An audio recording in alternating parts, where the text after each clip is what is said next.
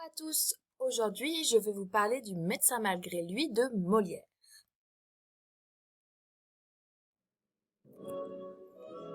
Cette pièce est donc une farce qui est composée de 3 actes. Donc un acte en fait c'est une grande partie de pièce. Elle a été écrite au XVIIe siècle puisqu'elle a été représentée en 1666 à Paris au théâtre du Palais Royal. Donc on va voir un petit peu dans notre présentation comment Molière se moque des médecins, mais également de la crédulité des gens, c'est-à-dire qu'ils sont des gens naïfs. Alors pour bien comprendre la pièce, on va d'abord regarder les sources du texte, c'est-à-dire de quoi Molière s'inspire pour créer son œuvre. Donc tout d'abord, Molière s'inspire de la farce, qui était un genre qui est apparu donc à la fin du XVe siècle, et qui en fait étaient des spectacles de rue qui étaient joués sur des tréteaux. Et on y représentait souvent un bon tour qui était joué à un imbécile, parfois on y donnait des coups de bâton. Et Molière en fait a joué des farces au début de sa carrière et on va voir qu'il a repris certains de ses procédés dans ses comédies et surtout dans celles que nous allons étudier. Mais Molière s'inspire également d'un genre qui n'est pas français, la commedia dell'arte, qui est un genre qui est né en Italie au XVIe siècle.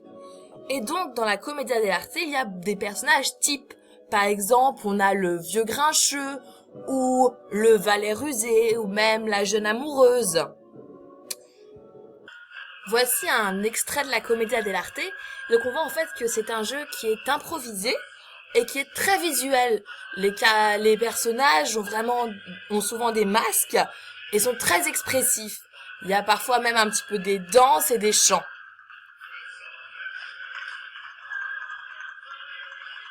Parlons maintenant de notre auteur, Molière lui-même, cet homme de théâtre. Donc, Molière est né en 1622 à Paris, sous le nom de Jean-Baptiste Poquelin. Son père était tapissier du roi, et en fait, il a fait des études de droit, donc il se destinait pas au théâtre. Mais à partir de 1643, il va partir sur les routes de France, avec un théâtre ambulant, qui s'appellera l'Illustre Théâtre, ce sera sa première troupe. Ensuite, sur les routes de France, il va apprendre le métier d'auteur, donc de dramaturge, de metteur en scène et d'acteur. Ensuite, il va revenir à Paris en 1658, où là, il va connaître la célébrité, donc à Paris et à Versailles. Et c'est pendant cette période qu'il va intégrer la troupe du roi, et où il va représenter la pièce en 1666, le Médecin malgré lui. Malheureusement, il tombe malade en 1673 et il va mourir en fait après sa dernière pièce, le Malade imaginaire. Mais parlons un petit peu plus de notre pièce en elle-même. Donc les personnages. Alors, nous avons en personnage principal Sganarelle. Sganarelle qui se trouve ici était joué par Molière lui-même et donc en fait, Sganarelle va avoir des soucis puisqu'il va maltraiter sa femme, Martine, en lui donnant des coups de bâton. Et donc Martine, qui reçoit ces coups de bâton, ne va pas se laisser faire.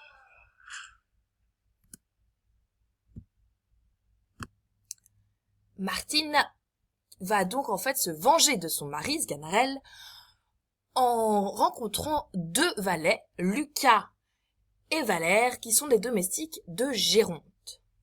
Géronte, en fait, est un vieil imbécile qui croit que sa fille Lucinde est malade.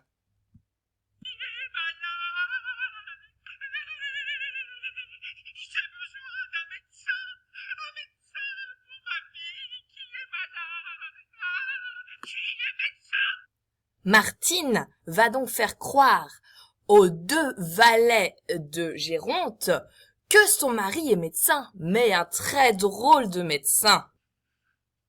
Vous ne vous pouviez jamais mieux adresser pour rencontrer ce que vous cherchez. Oui, nous avons ici un homme, le plus merveilleux homme du monde pour les maladies désespérées.